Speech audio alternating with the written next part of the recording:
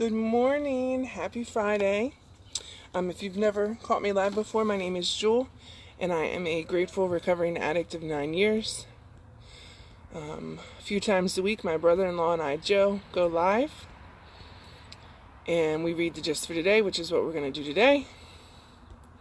And if anybody has anything they need to share, feel free to do so. Whoop, whoop, whoop.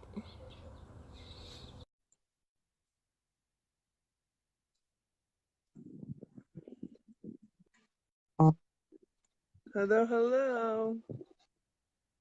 What's up, Just y'all? you and I, currently. You want? I'm sharing it out Okay, now. good. Good morning. Good morning. As you come in, say hello. Let us know where you're from, if you're in recovery or not. Let me see. I want to invite some of our viewers on.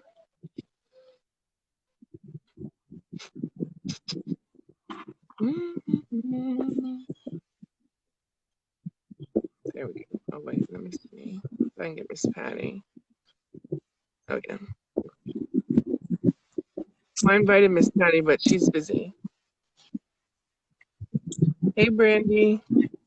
Oh, yeah, you're from me. I remember you telling me that. Yeah, you seem far away. I seem far away. Yeah, but I have the phone sitting at like an angle, so it might just be my side. Okay, Missy, we'll see you later. Today is, do you know what today's date is, Joe? It's the 8th, right? Okay, Yes. so I'm going to read from the Just for Today. And if anybody has anything they want to share or, want us to talk about, we'll go from there. What, I want to talk about from 2 days ago that we were supposed to do, I think. Can you put back? we have I Can't, We Can. Yeah, that's the one I want to do. Okay, do you want me to? You can read today. Okay, I'll read today's first and then I'll go back. So today, February 8th, Brandy, let us know what you're struggling with so we can see if we can, give some suggestions that might help. What is a sponsor? An NA sponsor is a member of Narcotics Anonymous, living our program of recovery, who is willing to build a special, supportive, one-on-one relationship with us. IP number 11, sponsorship. What is a sponsor? You know, that nice person with whom you had coffee after your first meeting, that generous soul who keeps sharing recovery experience free of charge, the one who keeps amazing you with stunning insight regarding your character defects, the one who keeps reminding you to finish your fourth step, who listens to your fifth step, and who doesn't tell anyone how weird you are. It's pretty easy to start taking all this stuff for granted once we're used to someone being there for us. We may run wild for a while and tell ourselves, I'll call my sponsor later, but right now I have to clean the house, go shopping, chase that attractive. And so we end up in trouble, wondering where we went wrong. Our sponsor can't read minds. It's up to us to reach out and ask for help. Whether we need help with our steps, a reality check to help us straighten out our screwy thinking, or just a friend, it's our job to make the request. Sponsors are warm, wise, wonderful people, and their experience with the recovery is ours. All we have to do is ask. Just for today, I'm grateful for the time, the love, and the experience my sponsor has shared with me. Today, I will call my sponsor. I should call mine because she messaged me yesterday about something completely unrelated. But, I know not everybody has a sponsor. Like Joe, I know you don't have a sponsor, and I know plenty of people who don't have a sponsor, and I know that you can still gain recovery without one. But to me, one of the biggest pieces of having a sponsor is that you have that person who knows what you're going through or what you've been through because they've lived it themselves.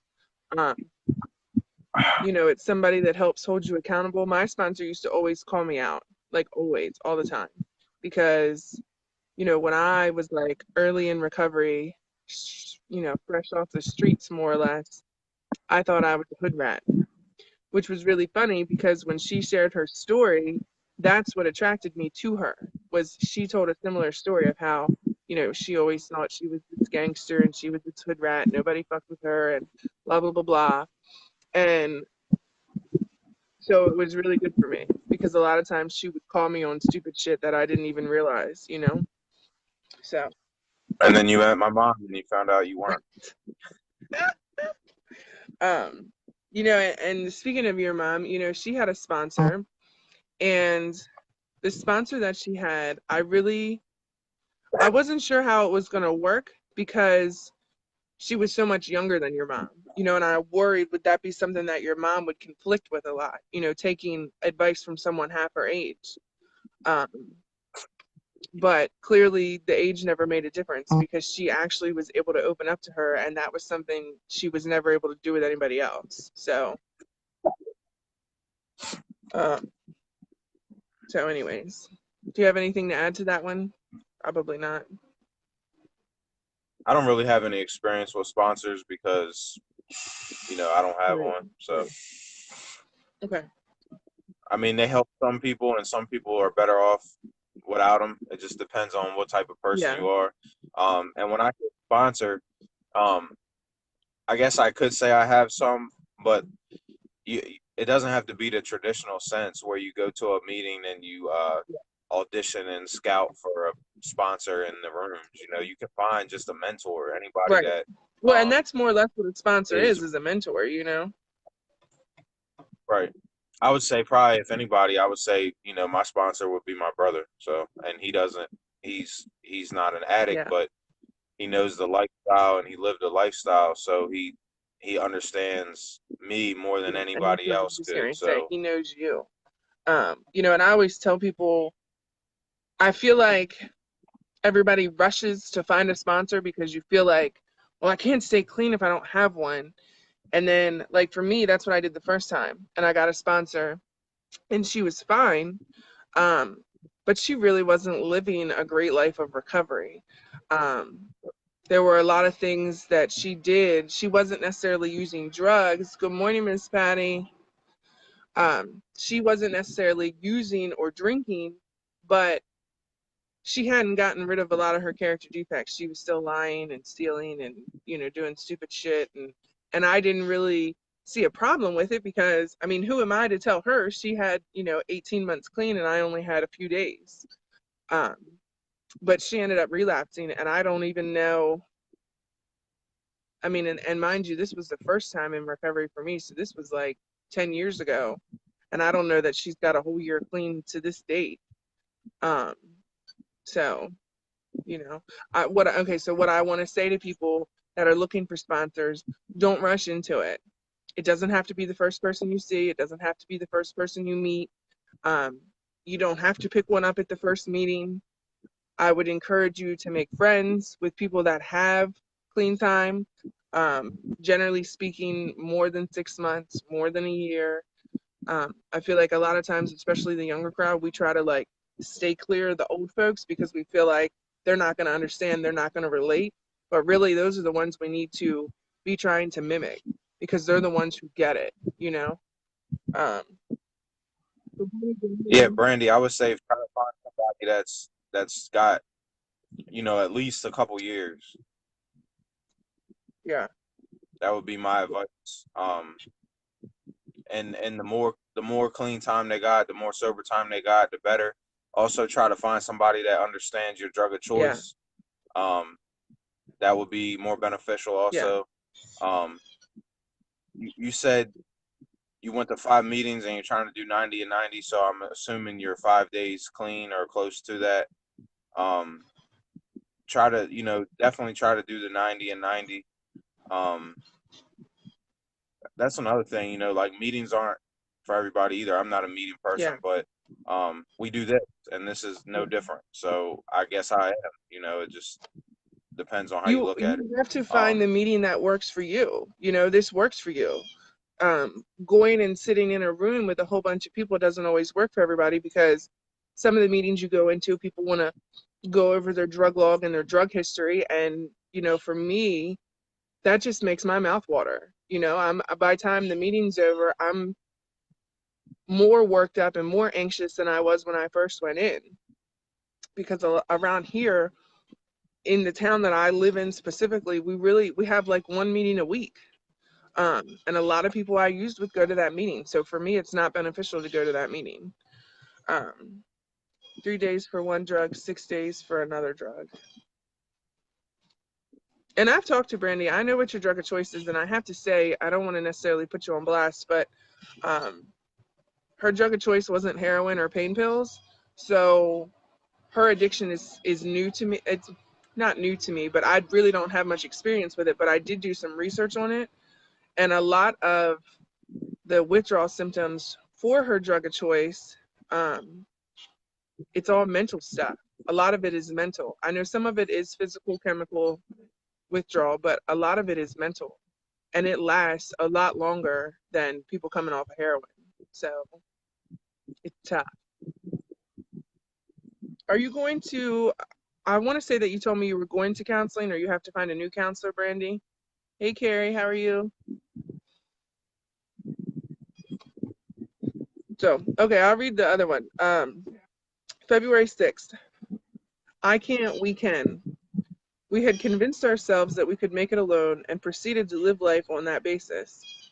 The results were disastrous, and in the end, each of us had to admit that self-sufficiency was a lie. Basic text, page 62. I can't, but we can. This simple but profound truth applies initially to our first need as NA members. Together we can stay clean, but when we isolate ourselves, we're in bad company.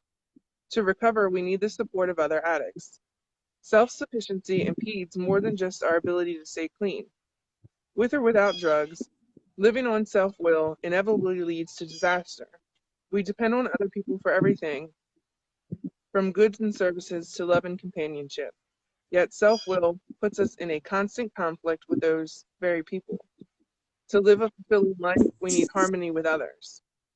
Other addicts and others in our communities are not the only ones we depend on.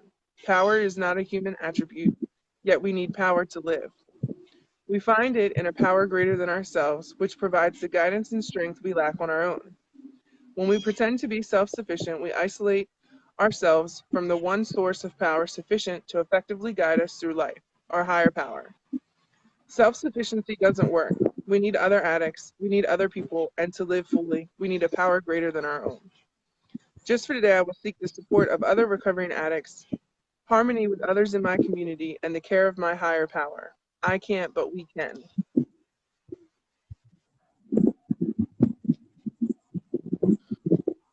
And the reason why I wanted you to go back to that is because I really wanted to do that live video that day Yeah, about that.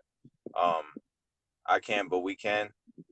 yeah, And my experience was in line with that, but it was also the complete opposite of that because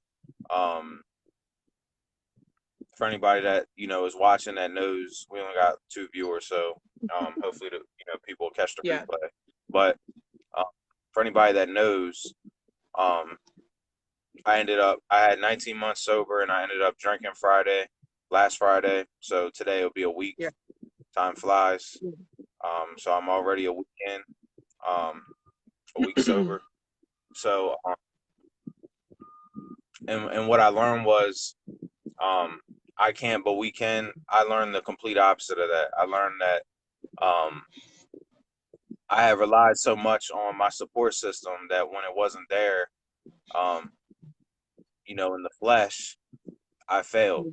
And I had to figure that out. And, now that I figured that out, I started to learn that I have to do this for myself and not just for my family. I have to do this for me, and I have to be able to build up a strong enough, system to where I can do it on my own when I don't have everybody watching me and I don't have, my wife and my kid around, So I have to make sure that I'm in this for me. And for anybody that's watching this now, um, I preached on here about how, I'm always doing it for my daughter and I'm always doing it for my daughter and I'm always doing it for my daughter. And I set myself up for failure that way because I wasn't doing it for me. I didn't care enough about myself. And when I was left alone, all that shit surfaced Yeah, up and I just realized how much I don't care about yeah, myself. And so I learned the complete opposite of that message, and that I need to be able to by myself. I need to be able to stay sober. If anything happens, God forbid, to my child or to my wife or to anybody in my family that is my support system, um, I can't just give up. I can't just throw in the towel because I have to make sure that, my life matters to me too. It's not just my life matters because I have a daughter. My life matters because I have a wife. My life matters because I have a brother and a nephew. And, my life has to matter when I'm alone. My life has to matter when I'm just here by myself. Yeah. You know what I mean? And I have to be able to sit with myself. And I've gotten some pretty good practice. I've had a week to just sit by myself and do it for me, and I've succeeded for this week. So a week sober, a week by myself, a week with nobody watching me, a week um, without my daughter around, a week without anything but me. And I've had to just sit with myself and my emotions and how I feel when I'm not being stimulated all the time, or how I feel when I'm not you know, surrounded by the people that I do everything for. And I realized that I got to do this shit for Yeah. myself. And, um, as much as I get on here and act like I know, and then, um, the old heads in the rooms or the meetings or recovery, they'll always tell you, you're not going to make it if you do it for somebody else. You got to do it for Yeah. yourself. But I never care. I never listened. I never cared. I'm hard Yeah. headed.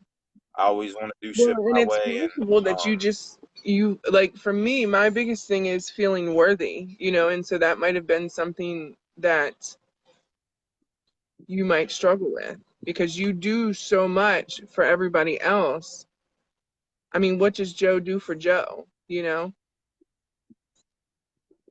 well, yeah, that's been a constant argument with my wife for the whole time we've been together is just, you never do it. You always put yourself last. Yeah. And I think, I was talking to her about it, and I think I just picked it up from my mom. Yeah, I think I just learned absolutely.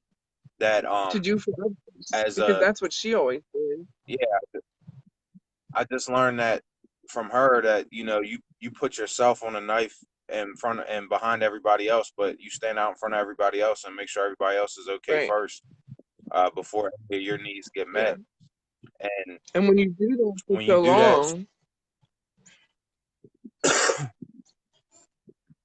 yeah, when you do it for so long, it just becomes who right. you are. And, it's just, it's something I got to work on. I found a flaw.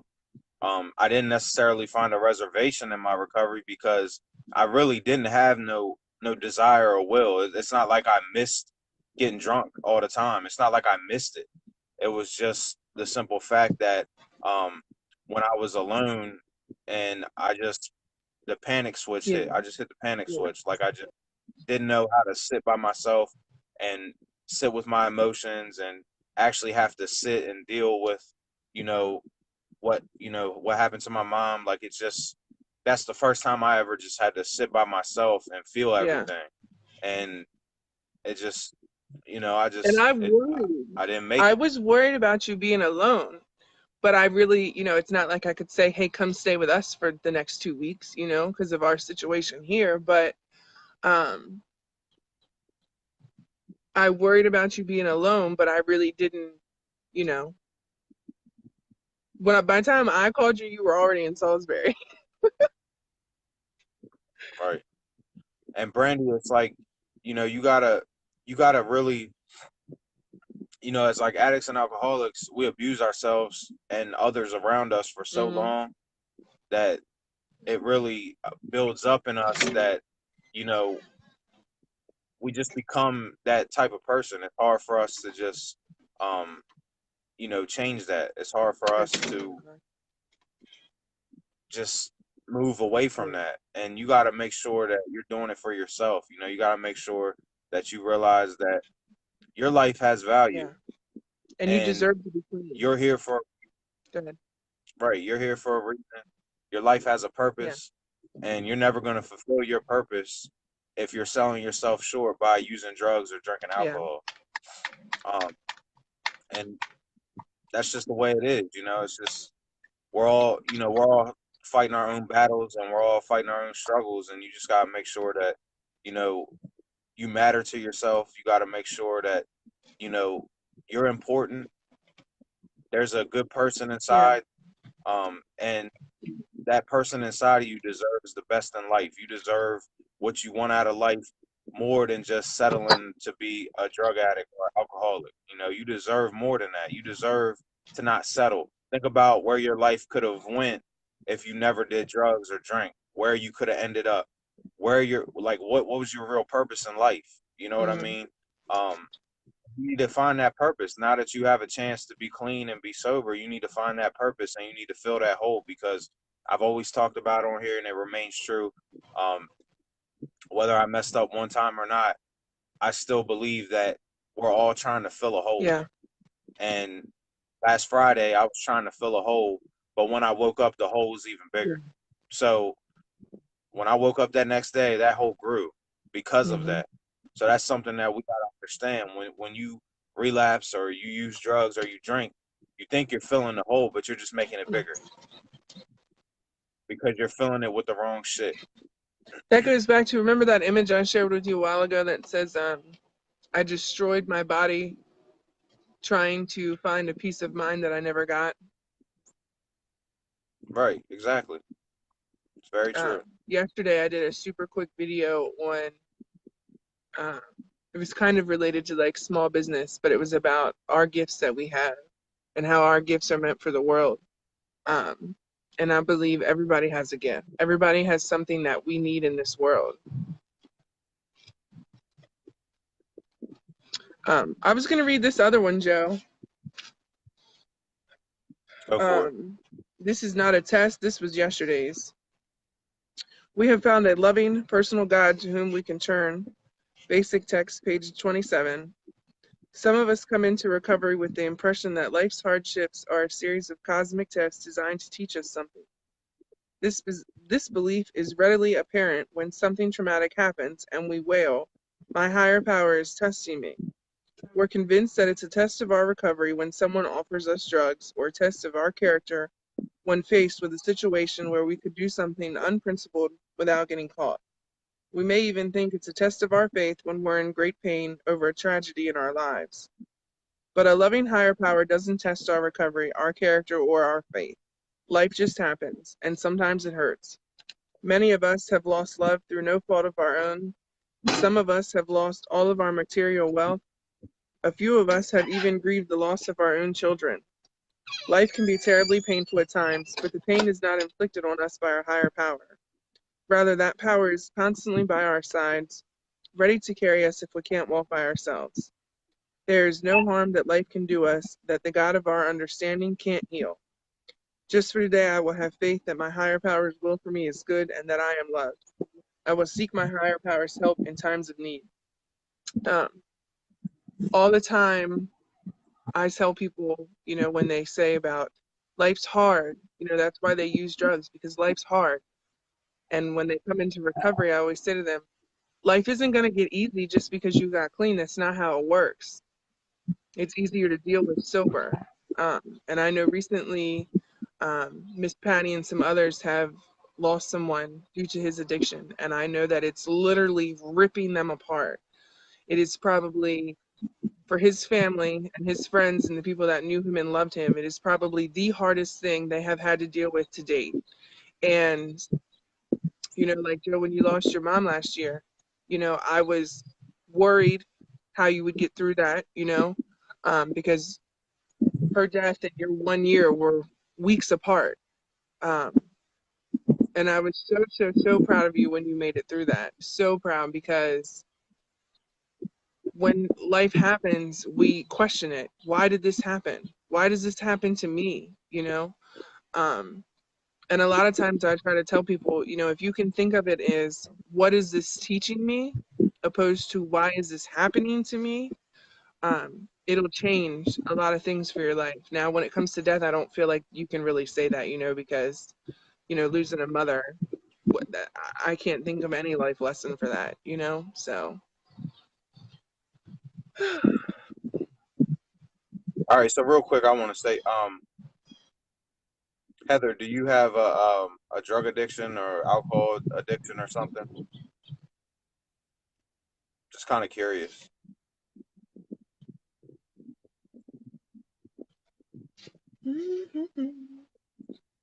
Tomorrow is self-acceptance.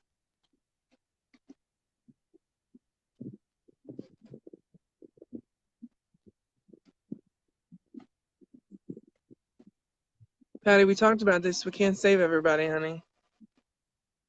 We can't do it. One at a time. Family and addiction. Brandy, you have to remember that when we do these lives, I go live from my personal page that's public to anybody. So just remember that. Well, Heather, I want you to know that you have family and addiction, and um, for for Brandy, um, you got to try not to kick somebody when they're down. Yeah. If she doesn't go to work fucked up, what she does when she goes home is her Yeah. business. That's first and foremost. Second of all, there are so many people. This is America. There are so many people who work hard and play Yeah. hard, and they grow up that way. A lot of us grow up that way, and it doesn't mean that she's inadequate and she can't do her job. So, Absolutely. There's a lot of functioning addicts that literally go to work, do their job, go home, and then do what they want to do. There's a lot of people that they're functioning addicts. They can live life and pay their bills and maintain their life, and party on the weekends. I mean, that's how I started, that's how I was for probably 3 years. I could go all day without getting high, and I don't know what it was at nighttime. When nighttime rolled around, I couldn't resist. I had to. And I actually worked with little kids then. and you have to keep in mind too, Heather, that a lot of us grow up in generational poverty, generational drug use, generational alcohol abuse, and a lot of us are brought into this world like that. So you have to keep that in mind.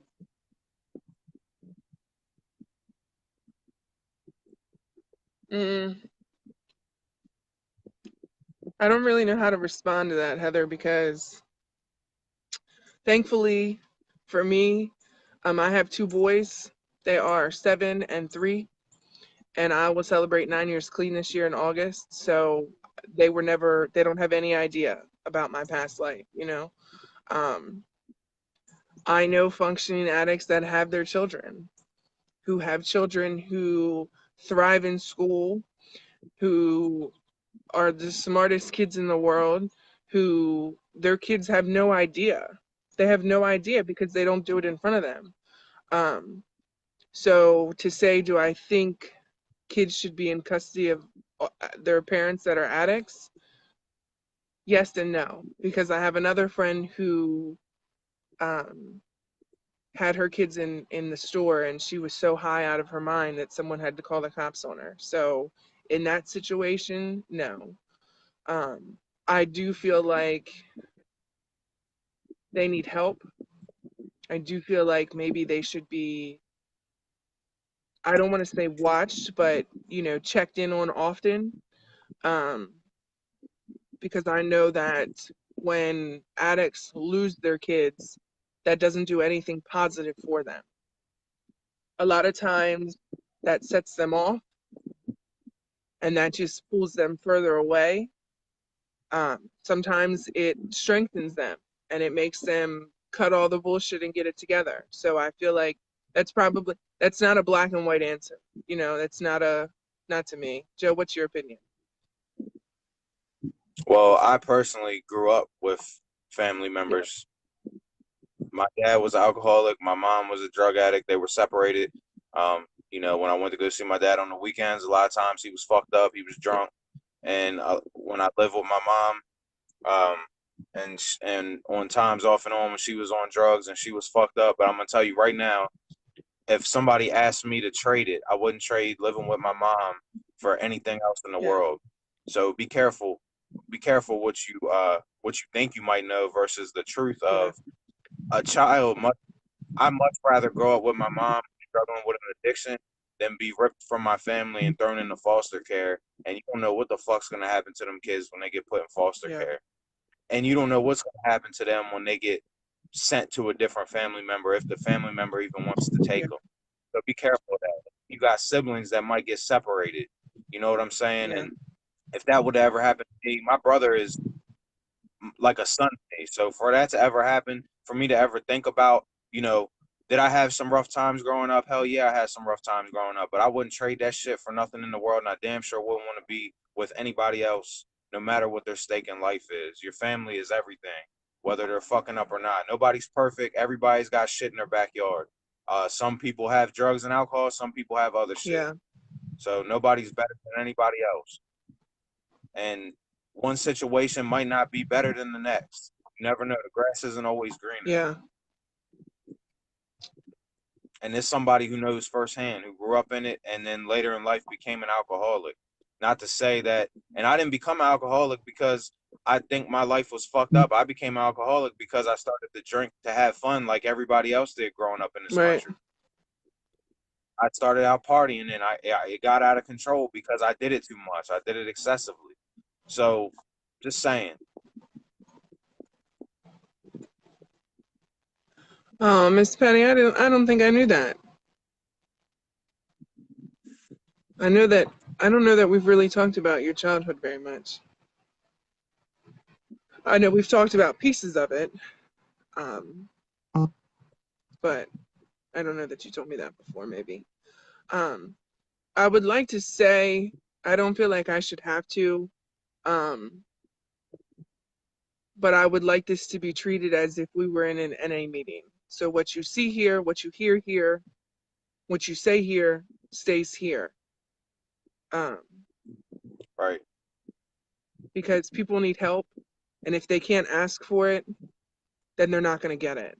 And if they feel embarrassed, ashamed, or concerned about things in their life, they're not going to ask for it and they're not going to get any help. So if you see something here or you hear something here, please don't take it outside of this video. I know that it's a public video. I know that Facebook is a public platform. I'm well aware of that.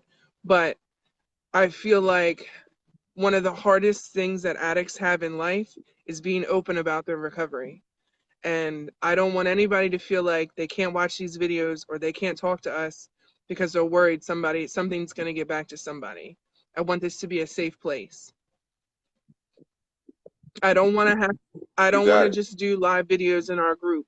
I want to be able to share it with the world because last week I had someone local reach out to me and she said that she had never saw me live before. I'm like, and I've been going live, I mean a lot. But anyway, she had never seen me live before. And she said she was watching the video and I waved to her, because when people come on, I wave to everybody just about. If Facebook prompts me to wave to you, I wave to you. And she said when I waved to her, she started to cry and she started to listen because she felt like even though she didn't know me, she knew me, so she could talk to me. So I don't want that taken away from anybody that watches these videos. So I just wanted to say that. Um, Joe, I wanted to ask you, do you feel stronger now than you did, say, 2 weeks ago? Do you feel like I mean, yeah, because I learned something new that I didn't think about. things, Heather? Um, and I thought it was your first time watching. I didn't remember seeing your name before. I try to invite people that I know get on and watch and listen to us. Um, and there's quite a few, so sometimes I do forget, but I didn't remember seeing you before. So, let's see. Joe, do you have anything to add? Yeah, I was just gonna say, like, I already talked about it. We did a video on it, but I got something out of it. And I feel like, my 19 months isn't something to just shrug off because I had a bad day.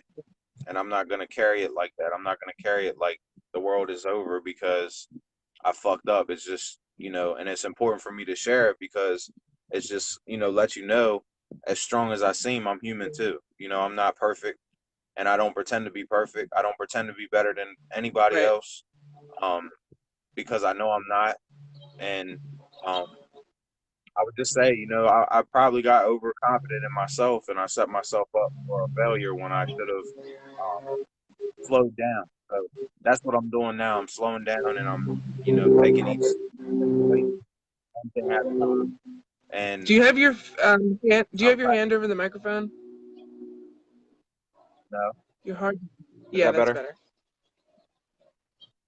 Okay. And this time around, I'm just doing it for me this time, and that's something that I had to learn the hard Yeah. way. And I Um, do feel Doing it for my daughter was great. It got me 19 months. It got me, the best 19 months of my life, but it set me up for a short-term sobriety instead of something that's yeah. long-term. And this time, doing it for myself is something that I feel is going to be lifelong. And my goals have changed. My goal when I first started this shit was, 1 year, and then it turns into something that you just want for the rest of your life. And that's kind of where I'm at now. That's the bridge I'm at Yeah. now is, to make it lifelong instead of just trying to, it could be easy for me to say, 19 months, okay, this time 20 months, this time two Right. years.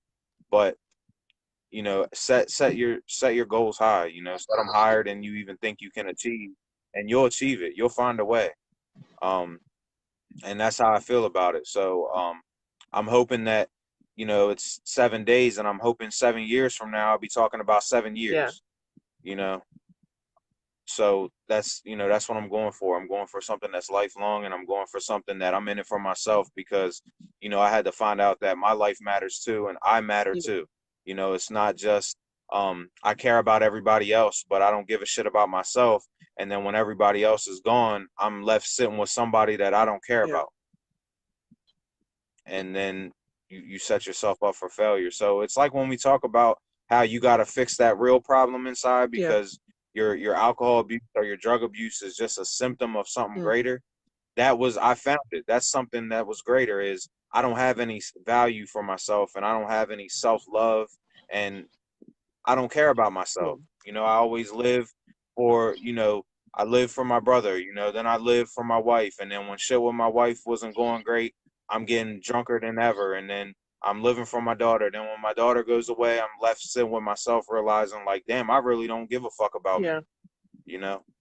Um, so it's just something you got to learn. You got to understand that your life has value. And before you started this road, you don't know what was meant for you. So, love yourself enough to find out. Love yourself enough to find out, what is this for, Yeah. And it's probably because, it's not a popular male topic. It's not popular for It's not. males, to talk about how they feel or self-love or none of that shit.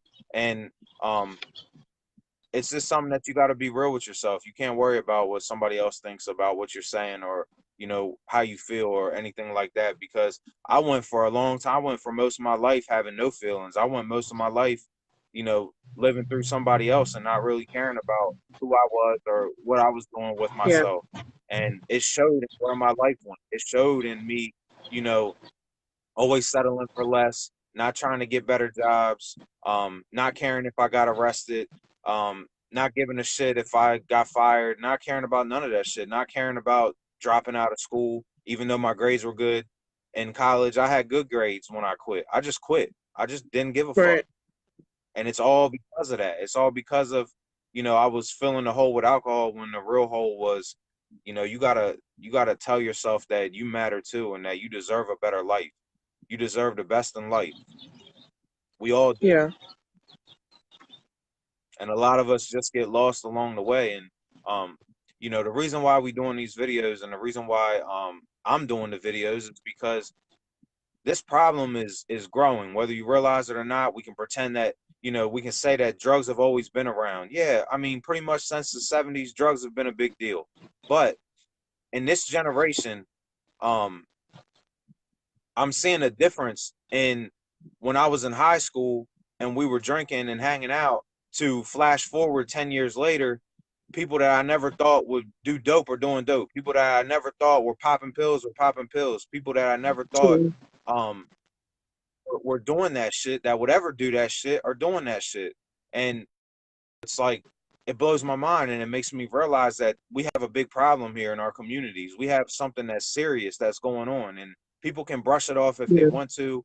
Um, they can act like it's only a white problem, or it's only people only give a shit because it's starting to affect the rich neighborhoods. It's always affected the rich neighborhoods. Yeah. It's always affected everybody, every walk, everybody. It don't matter what your class is. It don't matter if you're rich, poor, in between.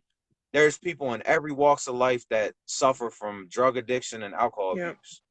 It's common. It's not something that's brand new. The reason why there's this big outcry is because people are fucking dying now. I Growing up, think we're losing 174 people a day. That's higher than car accidents. That's why we talk about it now. That's why. It's like, you mean 170,000? I don't know. It's 174 a day. And I don't know if that's just in the state of Maryland or what. Oh, okay. If it's state, yeah. But think about it. Anybody, I know you guys are not all local, but anybody that's watching that's from Kent County or Queen Anne's County, think about growing up from, okay, when you start experimenting with drugs or drinking. I was never a drug person. I always drank, but it fucked my life up exactly the same. So it doesn't matter what the drug is or what the problem is. But think about it from, 14, 15, 13, 18, whenever you started partying and whenever you started drinking or experimenting with drugs, think about how many people you knew back in that time for that like 5 year gap. How many people did you know that died? How many people did you know that OD? Not many. Right. I couldn't think of many. A small few, maybe. Now it's like every other day somebody's fucking ODing and dying from And this I shit. didn't know what an overdose was until I got clean, really. Because even 9 years ago, it wasn't talked about the way it is now. 9 years ago, it was a hush hush Or subject still, you know? somebody's getting drunk and crashing their car and killing somebody. You know what I mean? It's like it's becoming fatal. It's not becoming just a work hard, play hard anymore. It's becoming a fatal issue. It's becoming something that's taking people away too young. It's something that needs to be addressed because it's becoming socially acceptable, and it's becoming so common that it just gets overlooked. And when you have people that say that undermine they undermine the movement, they undermine going purple, they undermine, Yeah. you know why is everybody talking about it now? Why not now? We're talking about it now because it matters to us. It doesn't matter when we decide to talk Yeah. about it. It just matters that it matters. And the reality is, you can brush it off if you want to, but if you keep brushing it off, you're going to keep losing people around you that that you care about. And it's a real problem, and real problems don't just go away. It's not going to just disappear because you sweep it under the rug. And this problem ain't new for me. It's like I said, my whole family was like this. Most of my family was like this. So I've seen this my whole Yeah. life. But it hurts me to see it become a young person problem more so. It hurts me to see that, young people are losing their lives so Yeah. early because of this Yeah. shit. And that's why it matters. That's why it's important. And it's because they all need to know that their lives matter. They all need to know that they have Yeah. value. You can't just find a reason to not care or give up or throw in the towel or throw your life away because this is the only one you got. Brandy, I think that it's my mother-in-law. When she first died, we had Blue Jays that would like sit on the picnic table and sit on the playground. And when my husband would go to work, there would be a Blue Jay that would kind of hang out around his truck. And so when I come outside and I hear the birds chirping, I like to think that it's her, like it's her putting her input in. Um, well, it's been like in the 50s, 60s all week here in Maryland. But Shannon, you said in 10 years, you've lost 10 plus friends due to addiction some way or another. Um, my first month clean, How old are what? I'm asking her how old she Oh, is. um, my first month clean, there were 3 people in my community that overdosed and died. Um, the week that my mother-in-law went to the recovery house in 2017, um, 2 people in our community Right. died in like a matter of 2 days. Um, so I mean that's So you're 34. So I'm assuming that you're watching this. You either did drugs or you drank. You know, you had an addiction to one or the yeah, other. But think back when you started. Like, when did you first start using drugs or using alcohol? And think back to, like, how common was death? You know, how common was it for you to lose somebody? Like, I could think in my head, like, somebody might have died in a drinking involved car accident maybe once, and it was like, whoa, what the fuck? yeah, But it wasn't like a every other day thing. Now it's like a everyday thing. Somebody's yeah. ODing and losing their life, Well, you know. So Jen, her daughter was killed in a drunk driving accident in Chestertown. Patty, do you remember what year that was? I think you ought to know who I'm talking about. You probably know too, Joe.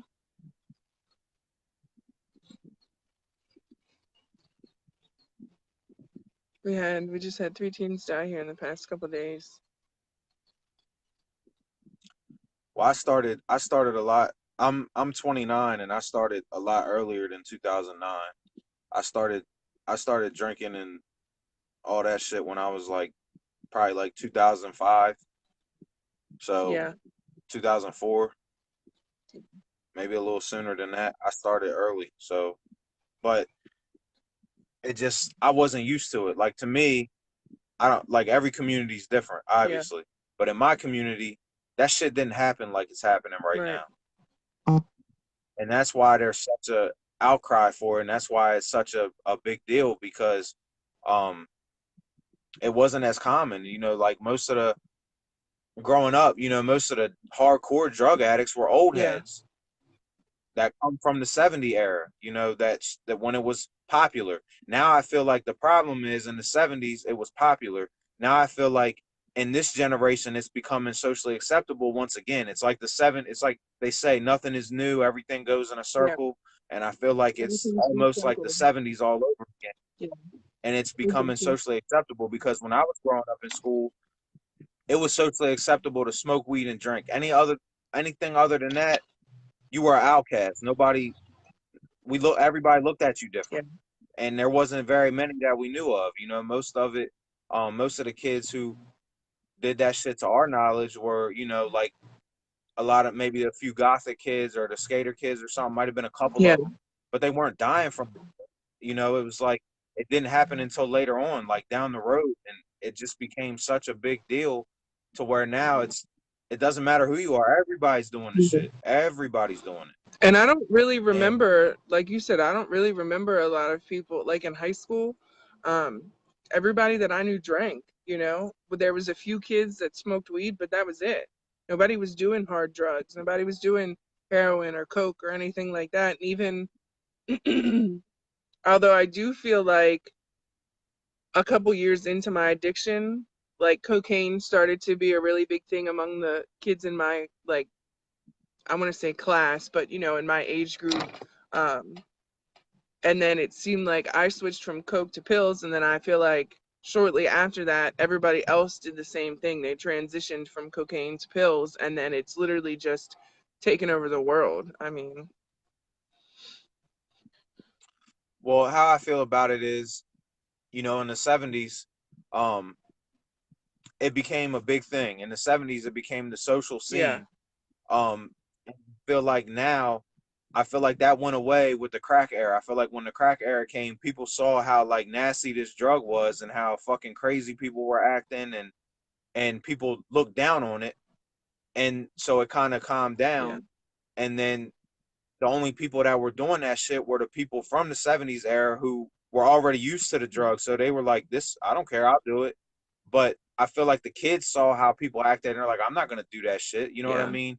And then you flash forward to now, and I feel like, you know, now it's becoming so socially acceptable to pop yeah, pills And like I said, um, you know, with pills, it's becoming socially acceptable because you can get it from the doctor, and people aren't really aware. People aren't really self-aware that, you know, pills, the thing about them is, for one, your body will build up a tolerance level to it. Yeah. Your body will get used to it.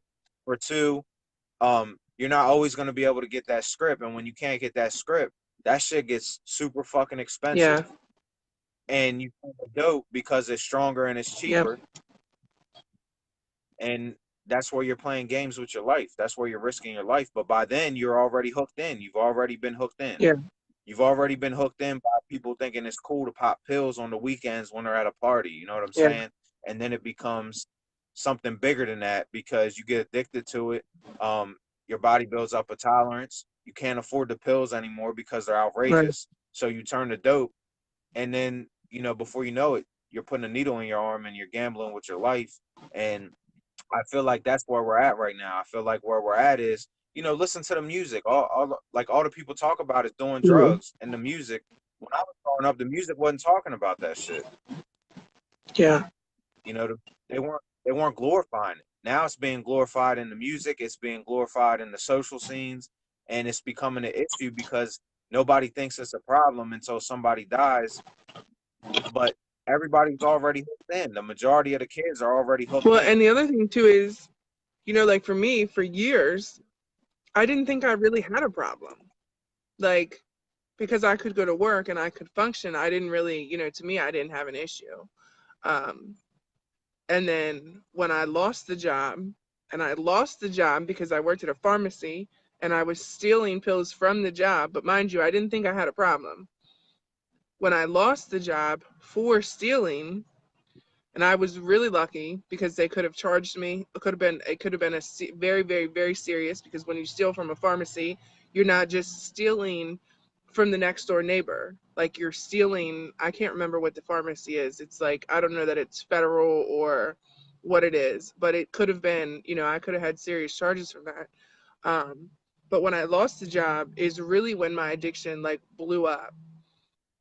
Um, but the other thing I wanted to say too was, I feel like people think it won't happen to them. I had a girlfriend who, she had been out of jail. She had been locked up for about 11 months. So she had gone 11 months without using drugs. And then she got home and she was doing okay.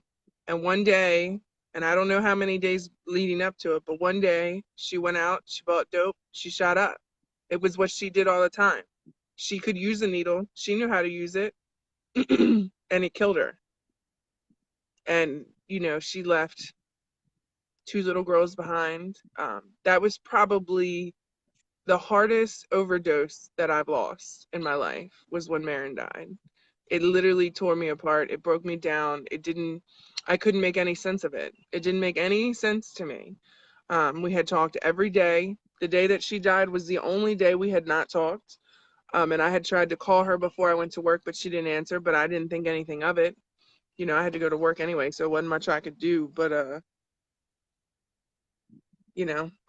I can almost guarantee you that she didn't think it would have killed her. And that's the other thing too. You don't know. I mean, when I was using, I guess I felt like I had the advantage because I worked in a pharmacy. So like when it came to pills, like I knew what I was looking at. Um, but now you can't even say that because they're stamping their own shit. It's like that article I was talking about well, probably been a couple months now. There were two boys who had never used drugs before, no previous addictions or anything like that. They were 17. They decided they were going to try Percocets, or what they thought was Percocet, and neither one of them woke up the next morning. So you never know. And that's why when we talk about relapse and we say, always come back. If you relapse, always come back. Your people still love you. Even if you're getting high, they still love you. They still want you to be here. They still want you around. Always come back. I get like, I don't want to say nervous necessarily, but we'll see in the groups, people will comment and they'll say, "Oh, I'm getting clean on this date. Like I'm going to rehab this day. I'm just going to use until then." And it's like, but what if you don't make it? because that's real. What if you don't make it to that date? So, anyways. Yeah, and I mean, being an alcoholic, I can relate firsthand to the social acceptance of it because alcohol always has been and probably always will be Yeah, socially acceptable. yeah, So for me, I'm used to that. I'm used to that mentality where everybody does it, it's no big deal. And it's hard to escape from that mentality that everybody else has for yourself. It took me years and years and years to realize like I'm just different. I can't manage this shit. yeah, And that's what's happening right now with the pills. And like I said, it's I understand. I can relate to. It's hard to snap out of an addiction as it is, yeah, but it's 10 times magnified when it's something that is being socially accepted to where you can justify what you're yeah, doing. Um, it's not, when people think about crack or they think about heroin, they don't look at it like it's a social drug. You know what I mean? People look at it like a dirty yeah, drug, but people in this generation look at pills like alcohol yeah, and yep, weed because that's the way it's being portrayed because it's technically legal. You can technically go to a doctor and get a script yeah, for it. And it makes it hard. It makes it hard for young kids who um don't understand or don't know what it leads to. and 17 and 18-year-olds don't know. They don't understand. And I feel like, I know like in our area, they're really trying to work on preventative care, like educating the kids in school and in high school and middle school. And they're trying to get it in our elementary school here. And I think it's great. I don't know how much good it's going to do because I can remember how I was when I was 17. You couldn't tell me nothing. Didn't matter what it was, you couldn't tell me shit. Um, so I don't know, how much good it's going to do, but I remember being 17 and having local friends that were older that could buy whatever we wanted at the liquor store, and we would go and we would get shit faced all weekend, um, and I've always thought that it's harder for alcoholics to get sober because it's socially acceptable, because people look at you and they're like, I mean, why can't you just put it down? Why can't you just not drink? They don't realize that it's the same. Addiction is addiction is addiction. It's the same whether you're shooting dope, whether you're taking shots at the bar, whether you're sniffing lines. It's all the same. The end result is all the same. Yeah, and the thing about it is it's you know, like I said, pills are being on the same they're being put on the That same is, yeah, wavelength with alcohol now and marijuana because it's becoming one of the socially acceptable drugs. Pills are becoming one of the drugs that, you hear it in all the music, yeah, pop perks at the party, whatever the yeah, fuck. And it's becoming okay. It's becoming looked at like not a big deal because it's not looked at like the same as heroin or crack cocaine, but it is the yeah, same. And I can relate and think about it like this. Think about how alcohol is put in our face to the point of advertisement yeah. on everything we watch. It's everywhere. It's all around us. It's America, right? Um, America. but think about since the beginning of time, how many people did you know from your family or did you hear from your family that were alcoholics? And think about how fucked up their life was. Think about how nasty of a drug that Yeah, is. Alcoholics can be some of the nastiest people you'll yeah, ever come across true. because they're not themselves. They're Yeah, violent. They're yeah, unpredictable. They're dangerous. They wake up and they're sick. They're violently ill. That don't tell you what you're doing to your body. So just because something's socially acceptable don't mean it's good for you. Don't mean it's okay. And that's why I sympathize for the people that are becoming heroin addicts and the people this generation because they're getting set up in the same trap that all the generational alcoholics have been set up in that trap where you think it's okay because your uncle does it and your cousin does it and your mom does it or your dad does it, you think it's no big deal because you can walk into the store and buy the shit and nobody's gonna say nothing about it. Yeah. But you got to be able to just, look at it like, it's not for you. It might be for your neighbor, but it's not for Yeah. you. Yeah, because my mom's a social drinker. Her friends are social drinkers, you know? They don't have a problem going to work. They don't have a problem raising their kids. They don't have a problem managing their lives. They can go out once a week for trivia night and get shit-faced drunk, and that be it, you know? Um, my mom, she's crazy to me because my mom goes on vacation. She goes quite a few times a year, but there's usually 1 week out of the year that her and like 4 or 5 of her nursing friends, they all go away and they get plastered the entire week. My mom's like the mother of the group because she's, in my opinion, the only one that can really handle her alcohol. But anyways, Go for it. um, she smokes cigarettes the week she's gone and then comes home and doesn't smoke. And that's crazy to me because I mean, who does that? Who smokes 1 week out of the year? I mean, so you just you just have to remember, just because you know somebody who can party on the weekends and go back to life, just because they can do it doesn't mean that you can. And it's okay that you can't. You don't have to live that life. I see people all the time that will share their like drunken excavates. And yeah, it's funny to look at, but I think to myself, like, do you really see what you look like though? Like, yeah, you're having fun and in the moment that's all fine and well, but like when you get up and you see your pictures that you posted the next day, like, aren't you embarrassed? Because when I first off, I hate Facebook memories for the most part because I've had Facebook since 2009. So I had Facebook a whole year before I got clean. And when the memories pop up, I'm like, delete, delete, because they're awful. They're terrible. Um, it's just, mm. So let me see. I didn't get to read the comments. Oh, Heather, if you're still watching, I see your comment about the taper. If you struggle this week or these next few weeks, feel free to reach out because I know that you're local to me, somewhat local. And I mean, for me, I hung out with, older people when I was growing up, and they didn't accept drugs. You know what I'm saying? They didn't accept to use drugs. They looked at it like, it wasn't cool to do drugs. You know what I'm saying? So I stayed in that lane because the people that I looked up to made sure their feelings were heard about how they felt about it. Yeah. And they were my role model. I looked up to them. So when I was growing up, the people that I hung with kept me in that lane. So I never moved out of it, but it still fucked my life up all in the same Yeah. way.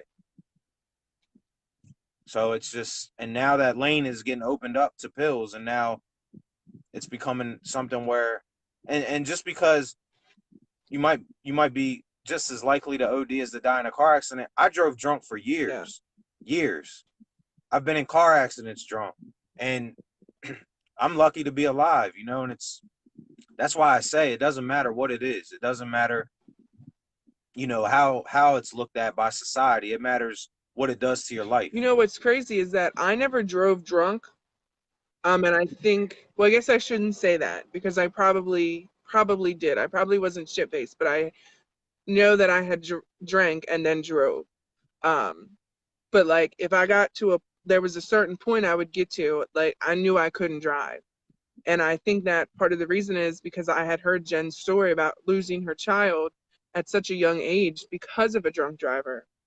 But I never stopped to think about it. I drove fucked up all the time because I had to. I had no choice to. I had to go to work. I had to go do whatever I was doing. I had to go get more. I drove high all the time. And ironically, I was in two very bad accidents. The first one, somebody in the other car had passed away. And yes, I wasn't sure if I should say her whole name on the thing, but I don't think that she would mind because she does advocacy work for it. Um, But the first accident I had, somebody died, and they didn't blame me per se, but had I not caused the accident, that man wouldn't have died that day. You know, that's how I feel about it. And I wasn't high. I was actually dope sick. And the second car accident that I had where we rolled, same situation. I wasn't high, but I was dope sick. And they say that what my lawyer and other people had told me in that time was the reason I probably had the accident was because I wasn't in my normal state of mind anymore. My normal state of mind was to be high, and I wasn't.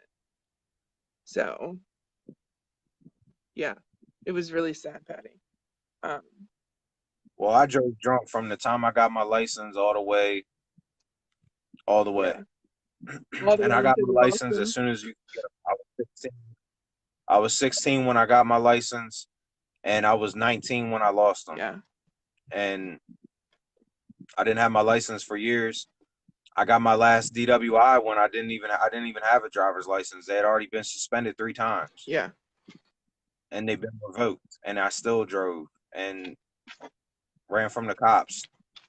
I have to move. It's starting to rain on me. I didn't know that it was supposed to rain today. And I mean, I drank and drove to the point where I was blacked out Yeah, driving. Like I didn't even know that I was driving. I woke up, getting picked up from jail. I didn't even know. I didn't even remember a lot of the driving. So and that was an everyday thing. That was normal for me to drink and drive like that. yeah, And it's dangerous. You know what I'm saying? And it's just the things that you get used to. You know what I'm saying? Just because it's something, like I said, just because it's not a big deal to some people, it's got to be a big deal to you. yeah. So, Patty, I actually met Jen in jail. Um, I won't go into the details of why she was in jail, but I met her in jail, and um, she connected to me instantly, probably because we were both from Kent County, even though we weren't in Kent County, we were in Caroline County at the time. But I remember her sharing her story with me, and I remember her saying that she was in, I can't remember what hospital she was in, but she was in one hospital and Emma was in another hospital, and she couldn't get to Emma. They wouldn't let her check out, they wouldn't let her leave. Um, and I wasn't a parent when she told me this story. If I had been, I probably would have lost it because I just, now when I think about it, I can't even imagine. Um, I don't know how she deals, honestly, as a mother. I mean, obviously she has to move on because she has other children, but it's like, I know that was the hardest thing she's ever experienced in life and probably the hardest thing she'll ever have to deal with. She did. She lost a lot that day. Yeah, because she was engaged, I think, to the guy that was with her, and he died as well. So, I couldn't imagine. yeah, she does. She actually came up, and she didn't come to the one in Chestertown, but she did come and set up at my event that I had here in Denton last year, her Emma steak table. So, yeah, it's, so. Does anybody have anything they want to share? Anything they need to talk about?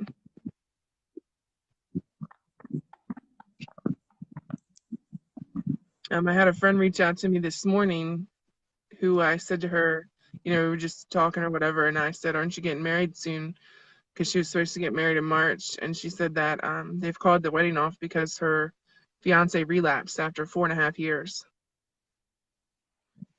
So, I mean, and I said to her, I always have a hard time, like I don't judge, but I always have a hard time like trying to understand why after so much clean time people go back out. And she said to me, well, when you don't utilize your network and you don't work on yourself, that's what happens. And that's true. Yeah, look at me.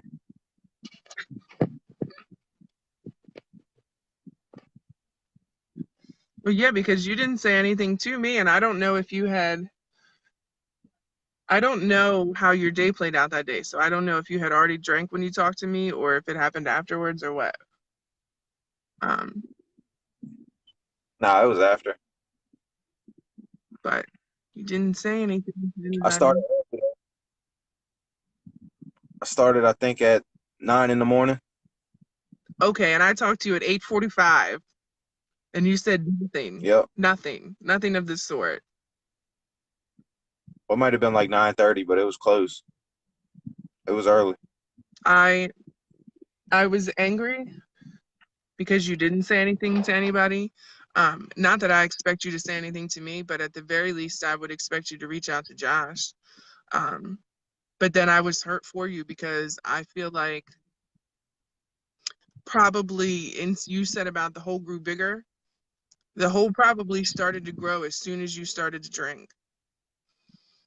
I remember when I relapsed, and I remember feeling all that guilt and just being ashamed and being embarrassed and feeling worthless and all kinds of emotions. So I was hurt for you because I could only imagine, what you were going through. So, I just had to pick myself up and get over the shit, man. I, I can't sit there and dwell on well, it. it's like you said earlier, I I got. feel like it was just a lesson that you had to learn. And I'm proud of you because I feel like it has made you stronger and it's grounded you more, in my opinion.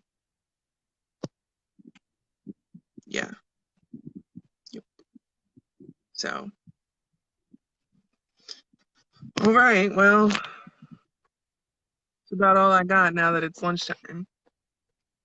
So, All right, y'all. all right, guys. I don't want to promise that we'll go live this weekend, but just look for us. We might get to go tomorrow or Sunday. Probably Monday for sure. So, Sunday. tomorrow is self-acceptance. So if we don't do tomorrow, then we definitely have to do it when we go again.